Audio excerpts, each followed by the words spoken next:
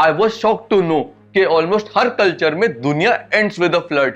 Hindu, Greek, Aztec, Sumerian, Abrahamic, हर culture की similar flood story है। फिर मैंने थोड़ा और एक्सप्लोर किया कि ये कॉमन फ्लड स्टोरीज का क्या कोई कॉमन रीजन भी है क्या, और फ्लड आने के बाद इन स्टोरीज में हमारे वर्ल्ड का आखिर होता क्या है। मैं हूं अंशुल और मिलके इन डेडली फ्लड्स में डीप डाइव करते हैं। बट पहले सब्सक्राइब बटन दबा दो ताकि हमारी नैया भी पार हो जाए। कर दिया? तो जल्दी से लाइफ जैकेट पहनते हैं और सबसे पहले हिंदू कल्चर की फ्लड में चलते हैं।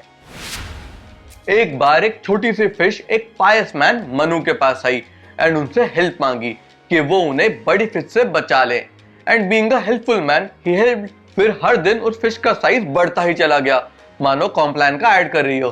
गंदा जोक था, इग्नोर। पर जैसे जैसे फिश का साइज बढ़ता रहता वैसे वैसे वो अपने पुराने कंटेनर को आउटग्रो करती रहती। पहले उसे छोटे वेसल से बड़े वेसल में ट्रांसफर किया गया, वहां से वेल में, वेल से पॉन्ड में, एंड पॉन्ड से फिर लेक में। एंड वो फिश बड़ी होते होते एक जायंट साइज फिश बन गई एंड मनु को उसे ओशन में छोड़ना पड़ा। Obviously it was no ordinary fish, ये फिश डिवाइन थी। And it told the kind hearted Manu about the Mahapralaya, या द वर्ल्ड एंडिंग फ्लड जो 7 डेज में आने वाली थी। एंड टास्क दिया कि वो सारे प्लांट्स के seed and her living being के एक पेयर को अपने साथ बोट पर रेडी रखें। आफ्टर 7 डेज महाप्रलय आई, लेकिन वो डिवाइन फिश नहीं आई।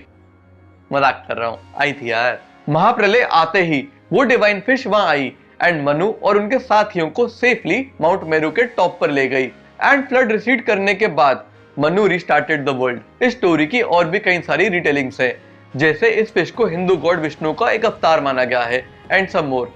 But crux of the story हमेशा सेम ही रहता है, जो है कि strong helping the meek. Zeus Greek gods के किंग है एंड ही रियलाइज्ड कैसे ह्यूमन रेस धीरे धीरे करप्ट हो रही है। Sound familiar?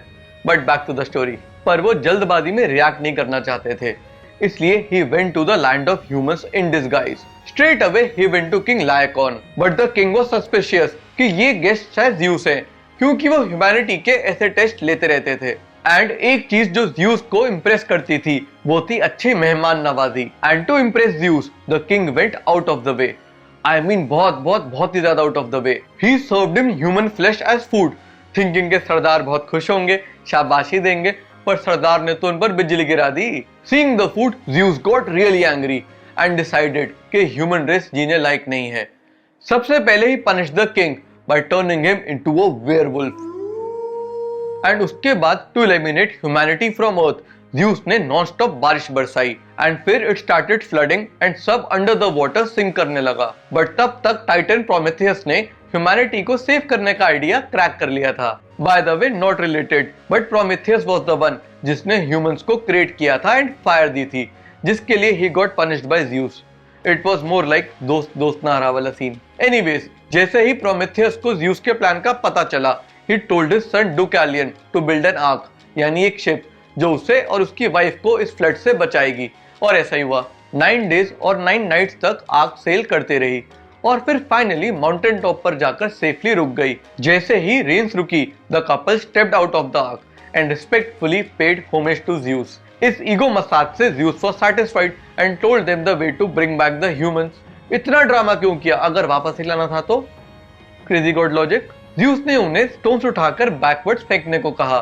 डूकैलियन के फेंके स्टोन से men came from the earth and Pyrrha के फेंके स्टोन से women came from the earth. And ऐसे they were able to repopulate the earth. Like most cultural tales, इस स्टोरी के भी बहुत सारे वर्जन्स हैं, बट ये वाला मेरा फेवरेट है।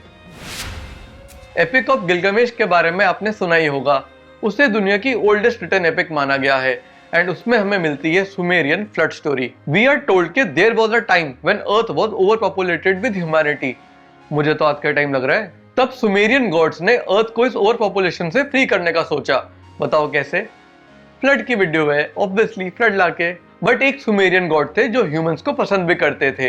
ही वाज गॉड आ, या लेटर नेम ले तो Enki, the god of fresh water and wisdom.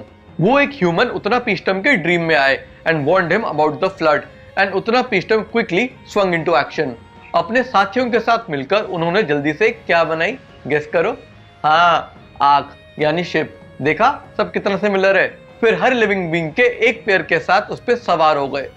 6 days और 6 नाइट्स तक भयानक बारिश और स्टॉर्म्स आए। पूरी दुनिया ऑलमोस्ट खत्म हो गई थी जब डिस्ट्रक्शन देखकर बाकी गॉड्स को गिल्टी लगने लगा। Wow, God logic.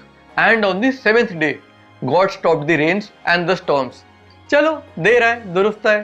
तब तक बोट भी सेफली एक माउंटेन टॉप तक पहुंच गई थी। तब उतना पीस्टम और उनके साथियों ने बोट से एक बर्ड को रिलीज किया टू चेक कि कहीं पे ड्राईलैंड है कि नहीं। अगर बर्ड बोट पर वापस नहीं आई, इसका मतलब है उसे ड्राईलैंड मिल चुका है। बट अगर बर्ड वापस बोट पर आ गई, इसका मतलब है उसे ड्राईलैंड नहीं मिला। बट सैडली वो बर्ड वापस बोट पर आ गई। They waited for a few days ताकि पानी थोड़ा कम हो जाए। एंड उसके बाद उन्होंने फिर से एक बर्ड को भेजा एंड वो बर्ड भी वापस बोट पर आ गई। कुछ दिन बाद उन्होंने फिर से ट्राई करा bye releasing another bird.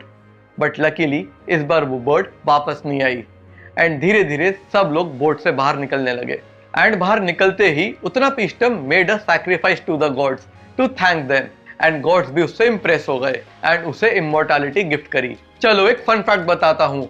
Scholars का मानना है अब्राहमिक कल्चर की फ्लड स्टोरीज का सोर्स ये स्टोरी है। फैसिनेटिंग ना? अब फाइनल स्टोरी के लिए एस्टेक कल्चर में चलते हैं। बड़ा ही इंटरेस्टिंग कल्चर है।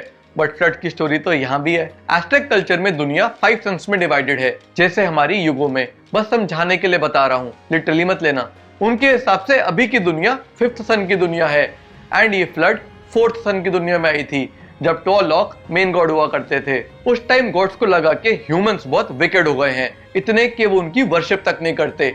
तब दे डिसाइडेड कि उन्हें बाय बाय बोलने का टाइम आ गया है। बट गॉड टोलॉक एक डिसेंट और बहुत ही सुलझे हुए कपल टाटा और नीना को पसंद करते थे एंड उन्हें सेव करना चाहते थे। टोलॉक ने एडवांस में ही इस कपल को आने वाली फ्लड के बारे में बता दिया और एक बोट को रेडी करने को कहा और खाने के लिए कॉर्न्स को स्टॉक करने को कहा। उसके सिवा उन्हें कुछ और खाना अलाउड नहीं था। अब फ्लड तो आनी थी और वो खतरनाक और लंबे टाइम तक आई और सब कुछ बहा ले गई। बस ये कपल किसी तरह सरवाइव कर गया, वो भी भूखा प्यासा, क्योंकि कॉर्न्स का स्टॉक कब से खत्म हो चुका था।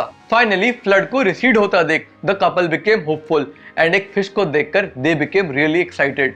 Hunger took over their senses and उन्होंने मस्त फिश खा ली। बट पेट फुल होते ही उन्हें अपनी स्टुपिडिटी समझ आई। उन्होंने एग्जैक्टली वही किया जो गॉड टोलॉक ने मना किया था। At that moment an angry Tolok appeared in front of them and told them कि वो उनसे डिसअपॉइंटेड है एंड सेड कि ये दुनिया बचाने लायक नहीं है, क्योंकि उन जैसे भले लोग भी गॉड्स की रिस्पेक्ट नहीं करते। He turned them into dogs and then destroyed the world.